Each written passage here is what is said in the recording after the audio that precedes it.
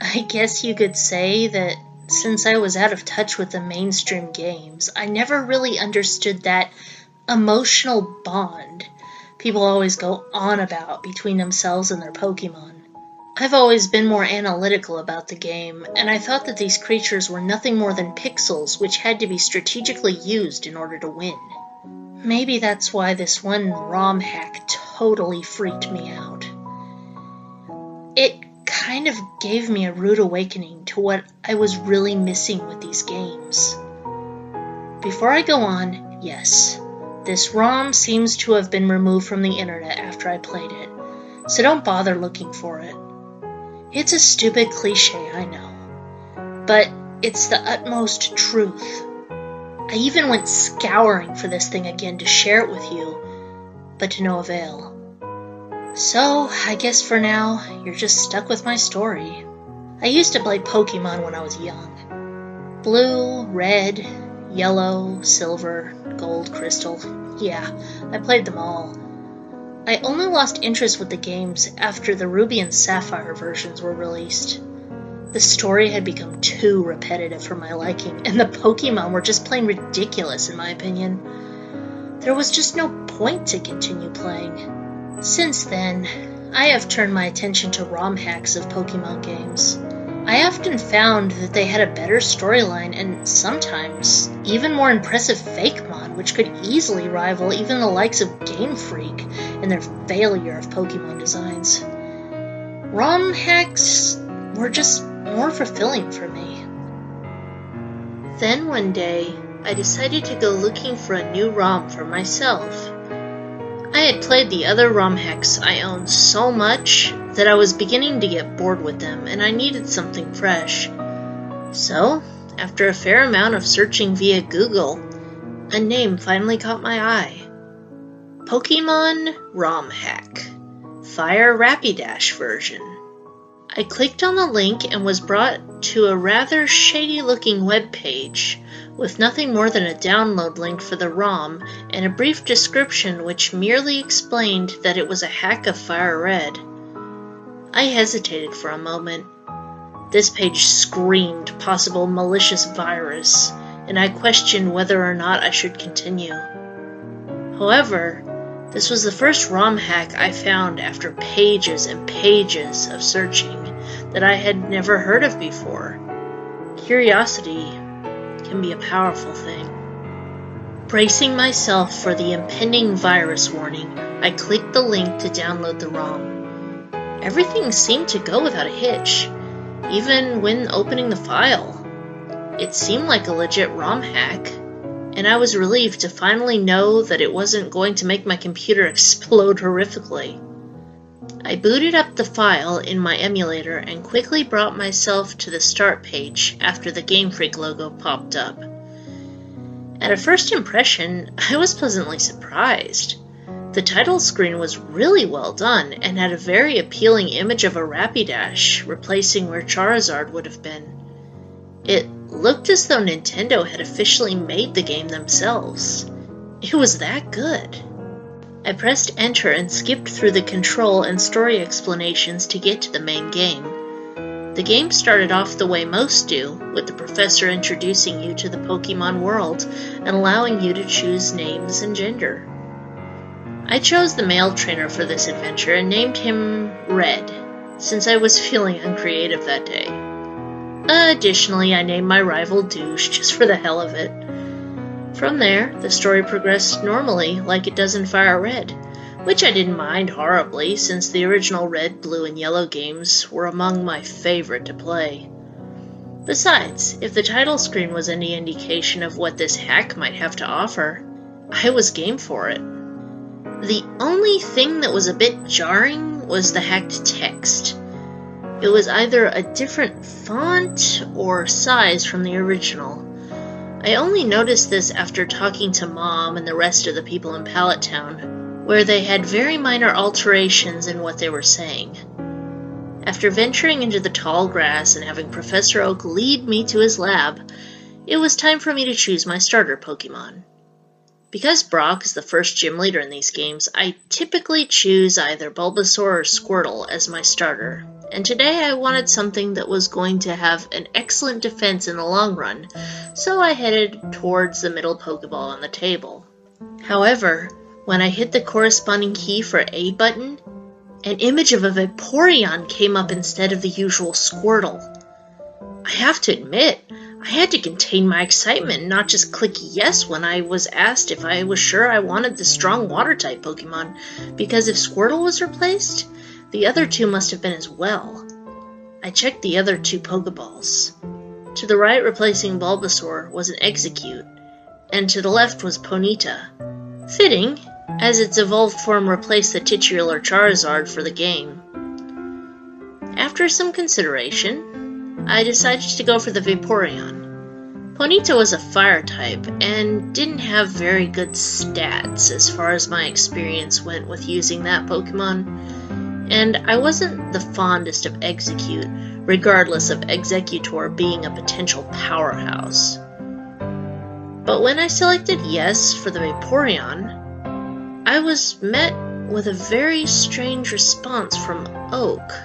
"I don't think you want that Pokemon. Try another." Baffled, since it wouldn't let me have it, I moved on to my second choice of Execute, and the same thing happened. It seemed I had no choice but to choose the Ponyta, and reluctantly did so. I only hope that the creator of this hack had swapped in some useful Pokemon for use in Pewter City. There was no prompt for me asking if I wanted to nickname the Pokemon. Not that I needed it anyway, since I don't nickname my Pokemon. So I went to check its summary to see the damage. The Ponyta I had was female.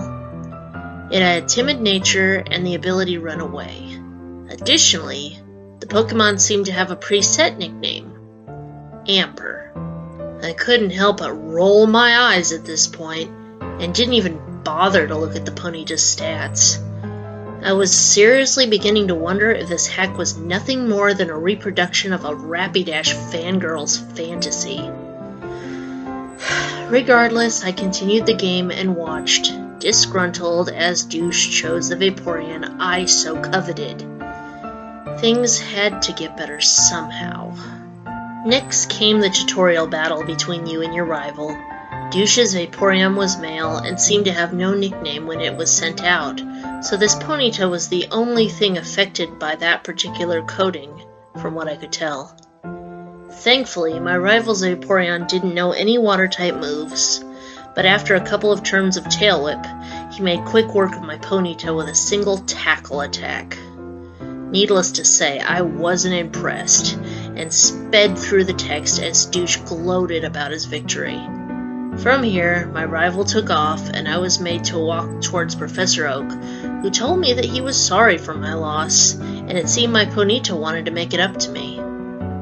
I don't recall this occurrence in any previous games, so it was an interesting tidbit to say the least, but it did little to quell my disappointment towards the Pokemon that was forced upon me. After this, the game seemed to proceed as normal. Unfortunately for me, as I continued to train my Ponyta against every wild Pokemon that appeared, there seemed to be no catchable grass types, so I knew I would have to get creative when it came to defeating Brock. I ended up catching an Nidoran, female, to raise until it learned Double Kick, to help me out of this scenario. Admittedly, I would have become bored with the game if it weren't for the comments of the NPCs in Pewter City. They weren't much, just a handful of comments regarding the Ponyta on my team.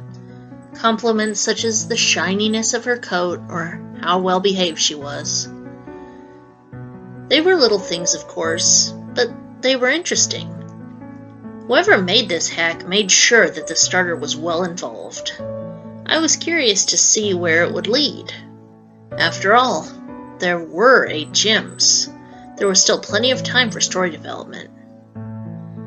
After much grinding, I managed to defeat Brock, and things were fairly smooth after that. I managed to compile a decent team including a Pidgeotto, Nidorina, soon to be Nidoqueen when the time was right, Pikachu, and Butterfree.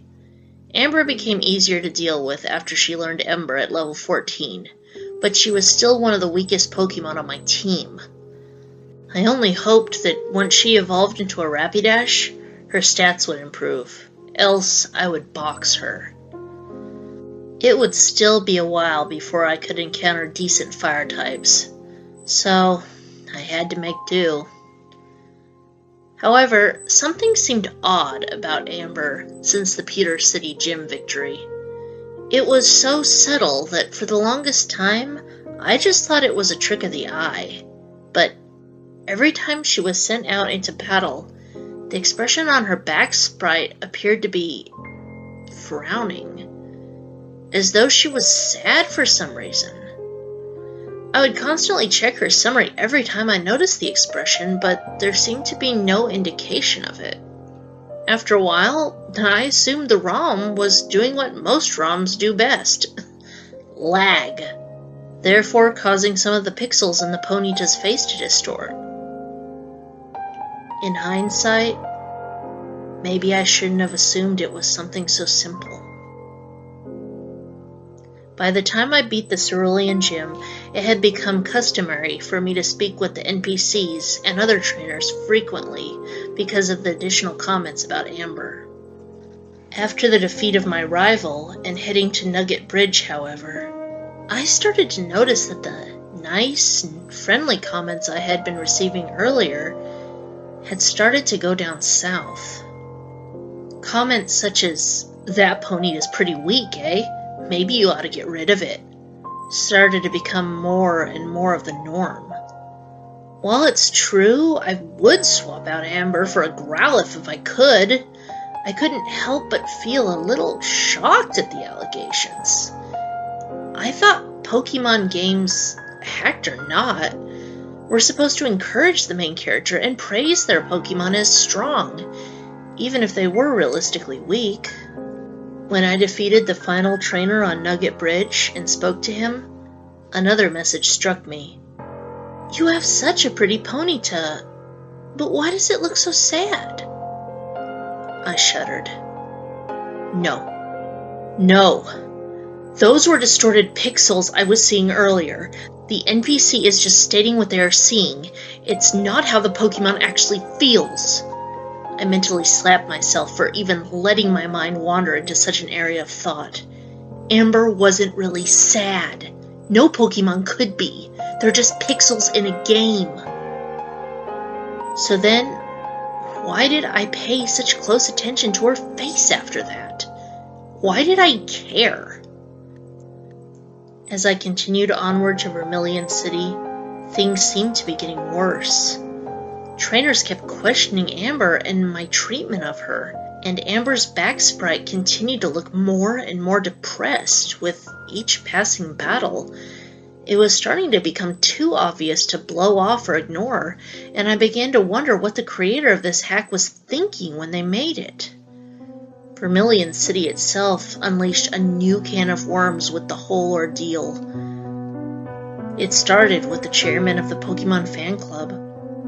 I went to speak with him in order to get the long-awaited bike voucher, but his words seemed to be different than what I remembered when he went to gloat about his Pokemon. "My favorite is Rapidash, but I see you don't like that Pokemon. I had this bike voucher for someone to listen to me brag about my Pokemon, but seeing as you can't appreciate the majesty of Rapidash, I will save it for someone more deserving." No matter how many times I spoke to the chairman, I would get the same response and no bike voucher.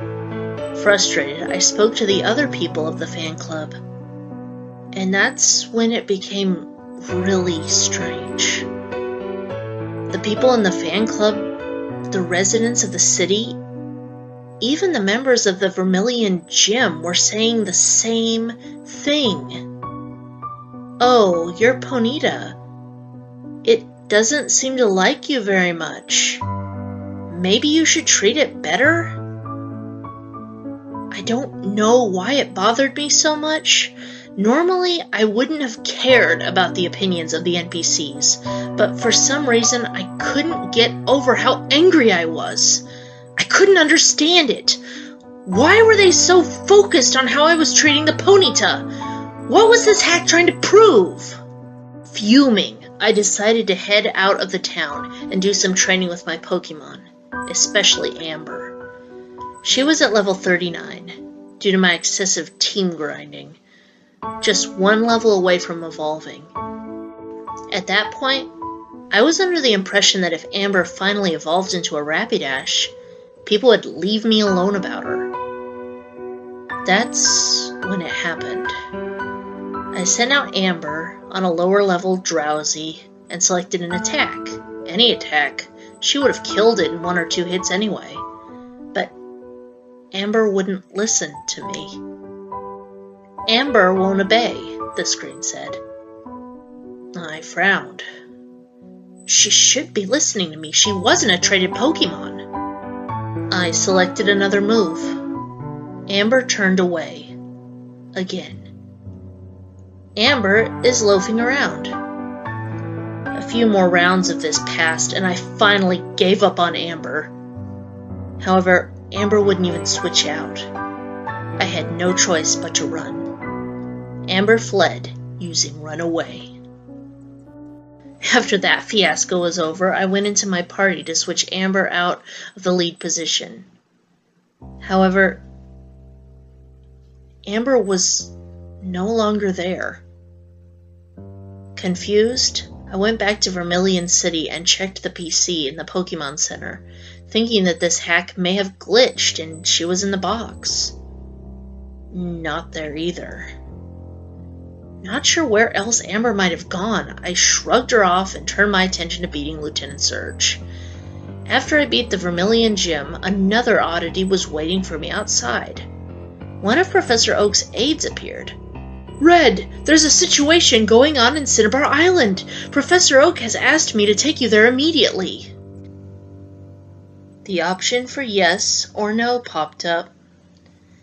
Figuring this was finally the storyline I was looking for, I selected yes and the screen faded to black. When the game resumed, I was standing in front of the burned down mansion on Cinnabar.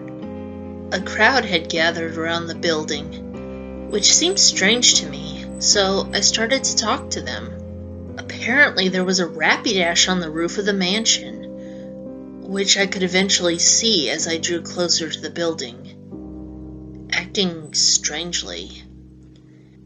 I was surprised to see my rival, Douche, standing by the door of the mansion, so I approached him. Talking to him, however, left me with both chills and confusion. Hey Red, isn't that your Rapidash? What did you do to it? My Rapidash? Last I checked, Amber never evolved. After speaking to Douche, the music for Cinnabar silenced and the ground shook. A text box appeared on the screen. Amber's flash fire, it said.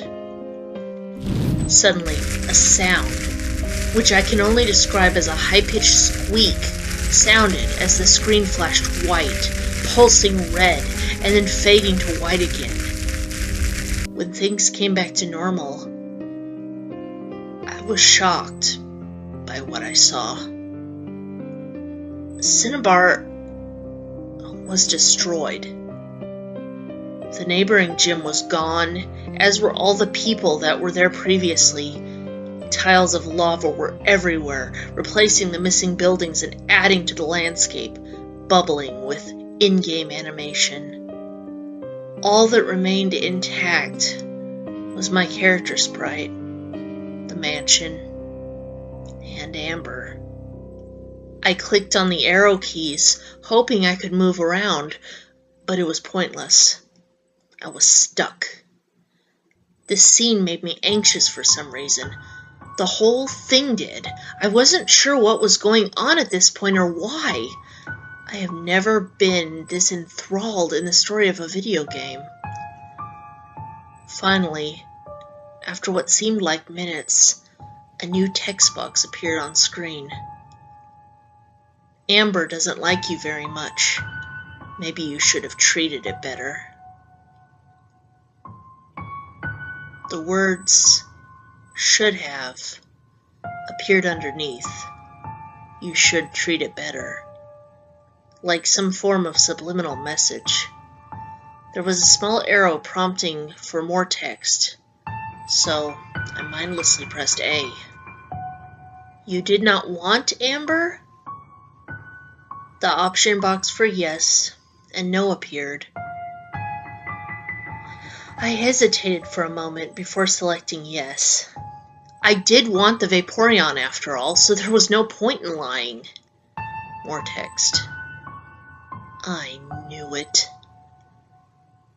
I stopped for a moment when I saw this and felt a chill go through me. I found it strange that the text suddenly switched from third to first person like that. I looked at the flashing arrow in the bottom right-hand corner of the box and continued. Amber isn't sure if it can trust you. Another option for yes or no. I selected yes, unsure of what the question was, really. Amber responded, No. You did this. With that, the Rapidash jumped down from the roof and approached me. Then, with its cry and a flashing screen, I was flung into battle. A strange Pokemon Amber attacked, the text said as all the sprites slid into place. Sure enough, her nickname was in place of where Rapidash should have been, and she was level 40. But her face... I have never seen such an expression on a Pokemon sprite. It was angry, sad, hurt, and anguish all rolled into one. Her mouth hung open in that horrible, disfigured frown which had started when she was still a Ponyta. The hacker of this ROM was one hell of a spriter, because I had a really hard time looking at Amber for more than a few seconds. Nidorina was the Pokemon sent out, being the next in line after Amber had, I guessed it by now, run away. I figured I could end this battle rather quickly, considering the majority of my Pokemon were a lot stronger than Amber stat-wise, but every time my Nidorina moved, her attacks would miss. Amber's moveset seemed to have changed as well.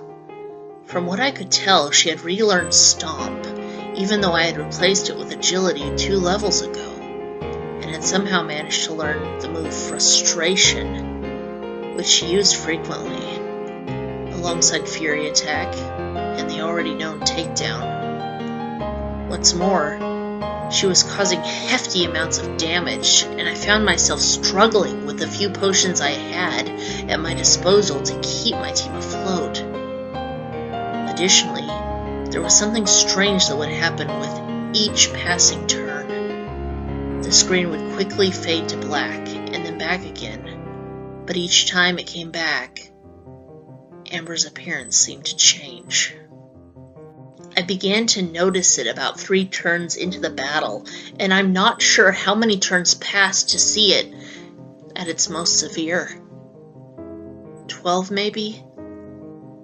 But Amber started to become thinner, her features shrunken, and her color turning into a more grayscale monochrome. By the end, she looked more like a gaunt, shiny Rapidash instead of the way a Rapidash should normally look. Her now protruding ribcage and blackened eyes accented that dreadful, gaping mouth. I can't remember if I started to cry at this point. I remember that I felt horrible, depressed even. It was almost like watching an animal starve to death right before my eyes, and the pain was just as real with watching the Rapidash sprite decay away like that. Finally, after being brought down by my last Pokemon, my Butterfree, a message popped up. Amber is tired. The battle still continued, but I now noticed that the Rapidash was no longer attacking and that my attacks could finally land. I used Confusion on Amber. She went down to about half her health. Another message appeared. Amber would like you to finish it. I can't express how painful it was for me to press the corresponding A button to unleash the second and final attack on the Rapidash. I couldn't help but feel a little guilty. It was as if I was killing the thing. When the fainting animation played for Amber, there was no text that followed. Even when the battle music changed to the victory music, no experience was gained by my Butterfree. Coming back into the overworld, Amber was still standing in front of me. You did this, the text box said. And then, the Rapidash began to rotate on the spot. It was slow at first, but began to build into a speed as the text continued. You did this. You did this. You did this. You did this. You did this. I'm not sure how long that wall of text lasted. I kept plowing through it with A, just wanting this whole thing to be over with. Finally, the text box disappeared. Then, Amber, still spinning at a rapid pace, erupted into a blue flame. Her cry went from normal to high-pitched, then to a low pitch, as she then careened herself to the left of the screen and into the water, where she disappeared. Then, Blaine's sprite slowly emerged from the bottom of the screen and called out to my character. I can't relay everything that he said to me. My memory isn't all that good. All I know is that the text was a blatant mix of the original and hacked text and was somewhat jarring to read. To paraphrase, he told me that the scene with Amber was a tragedy, and that she was a Pokemon so desperate for acceptance from her master that she unleashed her fury on everything around her. He turned to me, and I swear to you, I will never forget what he said next. Do you know why this happened, Red? It's because you have forgotten to treat your Pokemon with love and respect.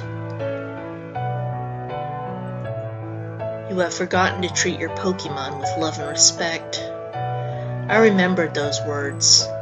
They were the ones that Oak says to your rival after you defeat him in the Elite Four.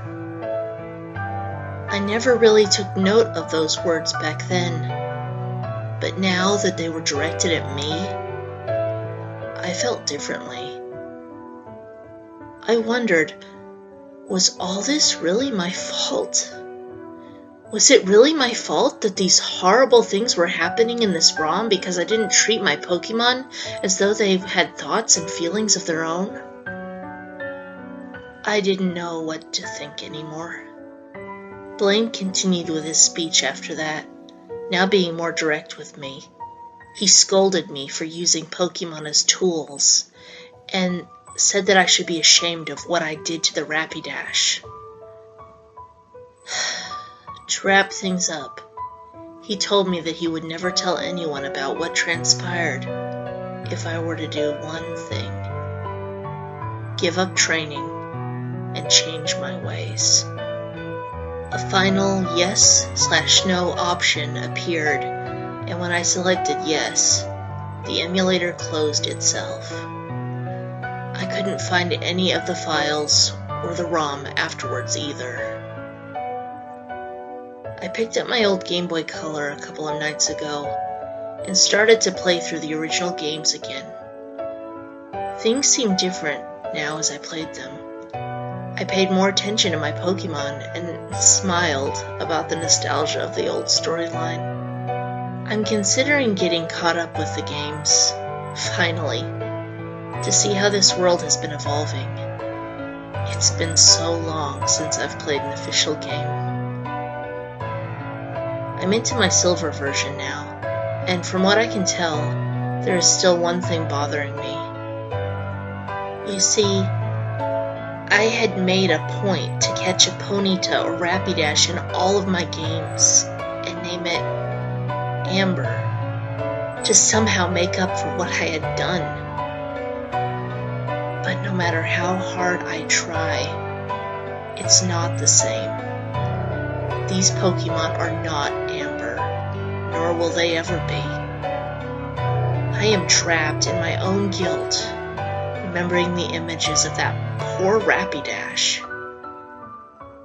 I don't think this empty feeling will ever leave me because of it.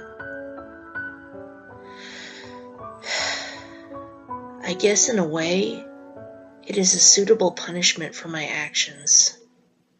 Because, after all, I did this.